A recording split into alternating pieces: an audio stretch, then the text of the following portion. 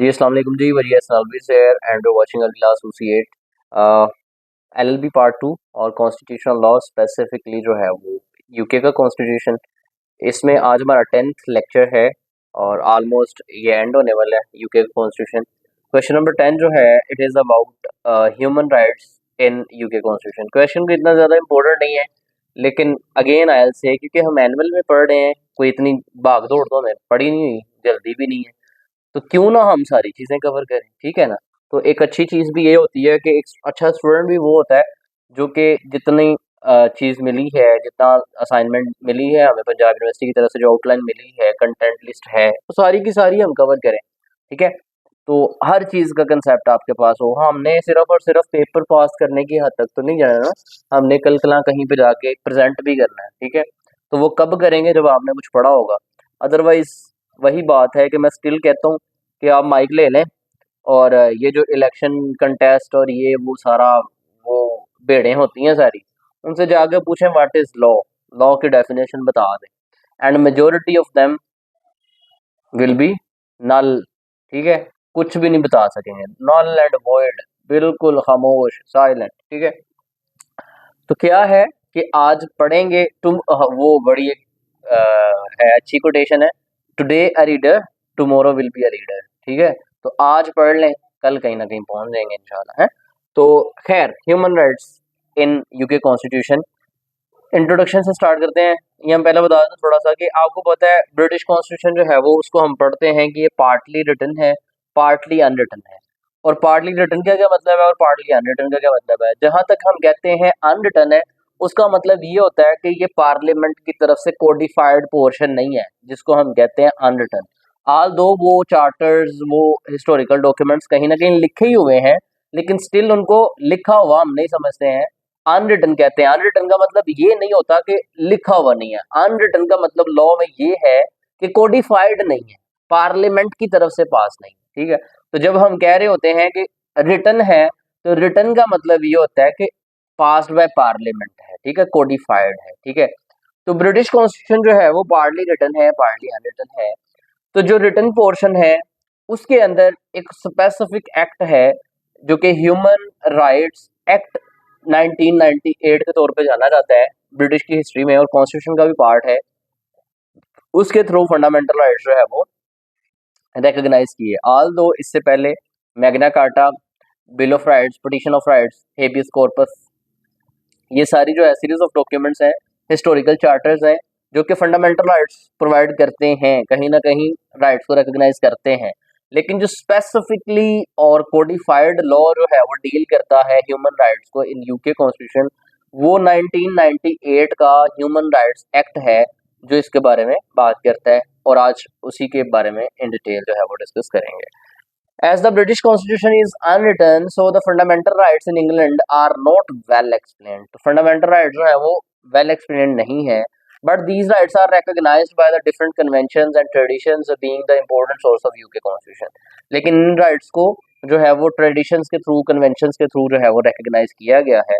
The fundamental rights are not created by state in the UK, but these rights are recognized by the state. ठीक है, fundamental rights जो है वो create नहीं किए गए बल्कि रिकॉग्नाइज किए गए हैं। होता क्या है कि पाकिस्तान का कॉन्स्टिट्यूशन है 8 से 28 तक फंडामेंटल राइट्स प्रोवाइड है 1973 के कॉन्स्टिट्यूशन में, लेकिन सिर्फ प्रोवाइडेड है, दिए नहीं जाते। तो यहाँ कहा जा रहा है कि सिर्फ उन्होंने क्रिएट नहीं किए बल्कि इन्फोर्स करवाए हैं, मतलब वाकई में वो प्रोवाइड करते हैं फंडामेंटल राइट्स, ठीक हो गया। देन है मीनिंग ऑफ राइट्स के, राइट्स का मतलब क्या है? According to Black's law dictionary, a power, privileges और immunity secure to a person by law, यानी एक ऐसी इम्यूनिटी, एक ऐसी पावर जो कि आपको बाय लॉ हासिल होती है, जिसको लॉ प्रोटेक्ट कर रहा होता है, जिसको लॉ हिफाजत दे रहा होता है, जिसको लॉ जो है रिकॉग्नाइज कर रहा होता है, एनफोर्स कर रहा होता है, that is known as right, ठीक है। डेफिनेशन ऑफ राइट पढ़े तो अकॉर्डिंग टू सालमन, वही फिलोसफी ऑफ लॉ में भी आप पढ़ के आए हैं, वो राइट की डेफिनेशन जो है वो ऐड कर दीजिएगा। एनी हाउ, चलते हैं हम नेक्स्ट पोर्शन पे, अगर कर्सर हमें इजाजत दे दे तो। हाँ जी, हिस्ट्री ऑफ फंडामेंटल राइट्स, कि फंडामेंटल राइट्स की हिस्ट्री क्या है, यानी किन किन डॉक्यूमेंट से आप इसको जो है ट्रेस बैक करते हैं। हाँ जी, fundamental rights in British history begin with the Magna Carta in 1215। तो 1215 में जो मैग्ना कार्टा आता है तो उसमें फंडामेंटल राइट्स की बात की जाती है कि एक जो किंग है, बादशाह, उसको क्यों सारी पावर्स हैं, उसकी पावर्स को लिमिटेड लिमिटेड करना चाहिए और अवाम के पास भी कुछ पावर्स होनी चाहिए। Limiting limiting the monarchy's power, the petition of rights then 1628 का जो है and habeas corpus act of 1679 है, further protected the individual liberties, यानी उनमें भी ये भी जो हिस्टोरिकल चार्टर्स थे इनमें भी जो ह्यूमन लिबर्टीज थी उनको प्रोटेक्ट किया गया। देन बिल ऑफ राइट था 1689 का, एस्टैब्लिश कॉन्स्टिट्यूशनल प्रिंसिपल्स। और फाइनली मैं जिस बात पे जोर दूंगा, क्योंकि आज से पहले मैं जब स्टडी कर रहा था तो इस पे कोई इतनी बात नहीं की गई थी किताबों में, मैंने देखा है ये 1898 का जो है एक्ट, इस पे कोई इतना ज्यादा फोकस नहीं किया गया, बट हमने इस पे ही ज्यादा फोकस किया क्योंकि ये पास्ड बाय पार्लियामेंट है, यूके की पार्लियामेंट से पास्ड एक्ट है 1998 का और ह्यूमन राइट्स पे ही है स्पेसिफिकली। सो हम इसी को बेस बना के चलेंगे। The human rights act of 1998 continues to safeguard fundamental rights in the UK. अच्छा जी, recognition of fundamental rights in UK, कौन कौन से बिल्स हैं, ये चार्टर्स हैं, ये एक्ट्स हैं जो कि ह्यूमन राइट्स को रिकग्नाइज करते हैं यूके के अंदर। तो वही मैग्ना कार्टा 1215 का, पिटीशन ऑफ राइट है। इनकी डेट्स में अक्सर कंफ्लिक्ट आ जाता है, जैसे कि अभी यहाँ पे भी कंफ्लिक्ट मौजूद है कि ऊपर हमने पिटीशन ऑफ राइट लिखा हुआ है 1628 का, यहाँ पे उल्टा हो गया है, पिटीशन ऑफ राइट है 1682। ये थोड़ी सी माजरत चेक नहीं कर सके हम, कुछ डेट्स मैंने चेंज की भी हैं अभी बैठे बैठे, कुछ फिर रह गई, तो इसके लिए एडवांस में मैं लेक्चर्स के दौरान ही माजरत कर रहा हूँ। इसकी एग्जैक्ट डेट पीछे मैंने बताई है हिस्टोरिकल चार्टर्स में, वो एग्जैक्ट डेट वहां से लिख के आपने दोनों की ओके कर लेनी है, ऊपर नीचे डिफरेंट डिफरेंट है। Any how, the habeas corpus act, इसकी भी डेट जो है वो मुख्तलिफ मिलेगी आपको यहाँ पे, इसकी भी ठीक कर लेनी है। बिल ऑफ राइट और देन ह्यूमन राइट्स एक्ट की ठीक है, human rights act of 1998, Magna carta की भी ठीक है, बीच वाले तीन की आपने देखनी, ठीक है। तो ये वो सारे हिस्टोरिकल चार्टर्स हैं या एक्ट्स हैं जो कि ह्यूमन राइट्स को रिकग्नाइज करते हैं यूके के अंदर। अब हम जो 1998 का ह्यूमन राइट्स एक्ट है यूके पार्लियामेंट का, उसके अकॉर्डिंग जो जो राइट्स प्रोवाइड किए गए हैं उनको हम देख लेते हैं, हमारा क्वेश्चन जो है कंप्लीट हो जाएगा। सबसे पहले राइट टू लाइफ, जैसे पाकिस्तान का जो कॉन्स्टिट्यूशन है 1973 का, उसके अंदर भी राइट टू लाइफ हर बंदे को हासिल है, ठीक है। किसी को जो है वो किसी की जान जो है बिला वजह नहीं ली जाएगी। हाँ, with due course of law जो है वो ली जा सकती है, और उसकी वजह क्या है कि अगर आपने किसी का कत्ल कर दिया है और आप कहें नहीं जी मेरा तो राइट है, राइट टू लाइफ, मुझे तो आप फांसी दे ही सकते, नहीं, अगर आपने किसी को कत्ल किया तो फिर आपकी भी जान ली जा सकती है with due course of law, मतलब लॉ को फॉलो करते हुए। अच्छा जी, राइट टू लाइफ है, the state must protect your life, state जो है वो आपकी जिंदगी की हिफाजत करेगी। This include preventing unlawful killing and ensuring authorities investigate deaths caused by public bodies, ठीक है। तो इसमें क्या क्या इंक्लूड होगा कि अनलॉफुल जो किलिंग होती है उसको मेक श्योर किया रहेगा कि उसको खत्म किया रहे, और जो इन्वेस्टिगेटिंग अथॉरिटीज की तरफ से कोई मसला आ जाता है उसको इन्वेस्टिगेट किया रहेगा, जैसे कि द पुलिस और the military. It does not prohibit lawful killing, जैसे मैंने आगे बताया कि पाकिस्तान के कॉन्स्टिट्यूशन के अंदर भी प्रोवाइडेड है कि राइट टू लाइफ आपको है, लेकिन आप किसी बंदे को कत्ल कर दें और फिर आगे कहें कि मुझे राइट टू लाइफ है, मुझे ना मारो, तो फिर तो भैया आपको नहीं बख्शा जाएगा। आपने किसी का कत्ल कर दिया, अब आपको फांसी भी ना दें, चाल फटे रहे, ठीक है, ये होगा फिर। तो वहां पे भी यही है कि it does not prohibit lawful killing, हाँ लॉफुली किलिंग हो सकती है, अगर आपने किसी का कत्ल किया है तो आपको भी फांसी पे चढ़ाया जा सकता है, such as in self defence etcetera, ठीक है। देन है prohibition of torture, self defence किया तो ऊपर बात हुई है कि अगर आपको कोई बंदा पिस्टल लेके उसने गोली चला दिया आपके, ऑल्दो आपके बाजू पे लगी, आपने भी आगे से फायर कर दिया, वो उसके जाके सीने में लग गया, वो बंदा मर गया, अब यहाँ पे आपके पास सेल्फ डिफेंस था। लेकिन ये नहीं है कि एक छोटा बच्चा है 5 साल का, वो आया उसने आपको थप्पड़ मारा, आपने उसको उठा के जमीन पे मार दिया, ये सेल्फ डिफेंस नहीं है। सेल्फ डिफेंस है कि जितनी फोर्स आप पे लगाई गई है उसी फोर्स से आप वार कर सकते हैं।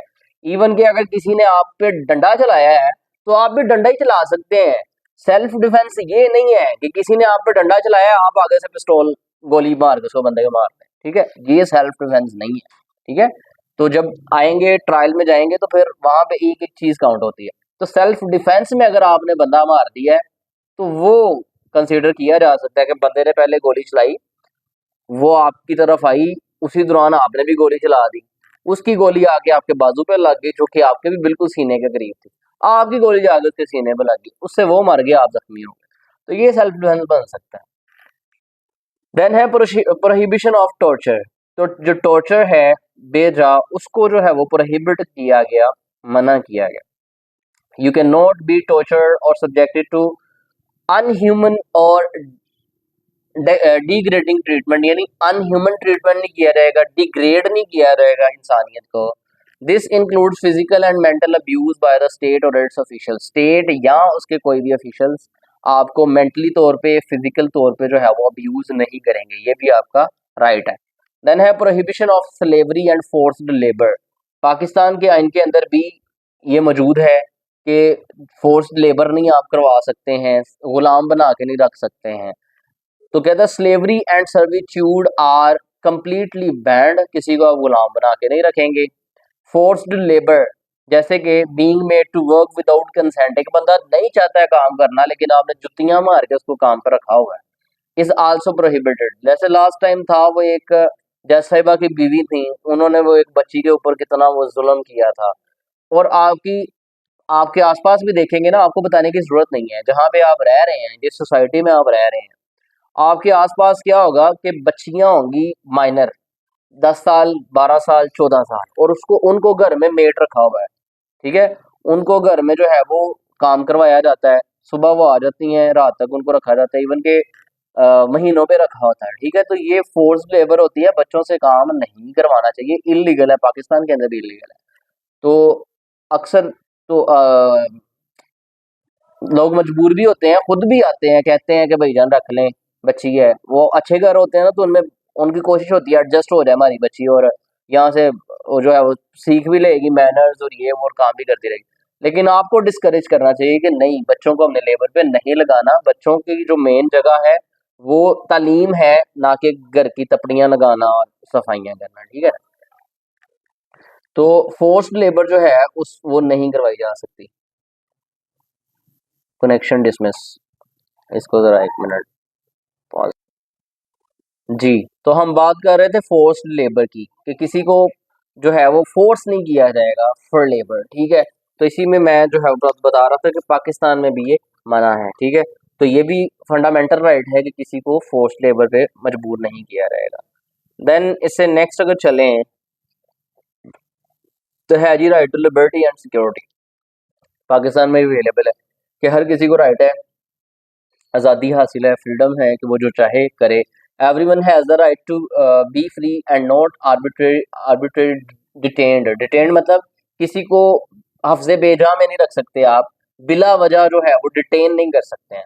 पाकिस्तान का आइन कहता है अगर आपने किसी को पकड़ा है, डिटेन किया है, पुलिस ने भी इवन के, तो विद इन 24 आवर्स आपने उसको किसी मुतलका मैजिस्ट्रेट के सामने पेश करना है और बताना है कि क्यों इस बंदे को जो है वो आपने पकड़ा है। अगर विद इन 24 आवर्स वो पेश नहीं करते हैं तो आप उसकी हेबियस कॉर्पस की पिटीशन कर सकते हैं, बंदे की रिकवरी कर सकते हैं, पुलिस वाले को सस्पेंड करवा सकते हैं, 100 तरह की रेमेडीज है। तो इसी तरह वहां पे भी है कि किसी को आप जो है वो इलीगली अनलॉफुली डिटेन नहीं कर सकते हैं, फ्रीडम सबका हक है। Arrest and detention must follow clear legal procedures, यानी बताना पड़ेगा कि इस प्रोसीडिंग के तहत हमने इसको अरेस्ट किया है।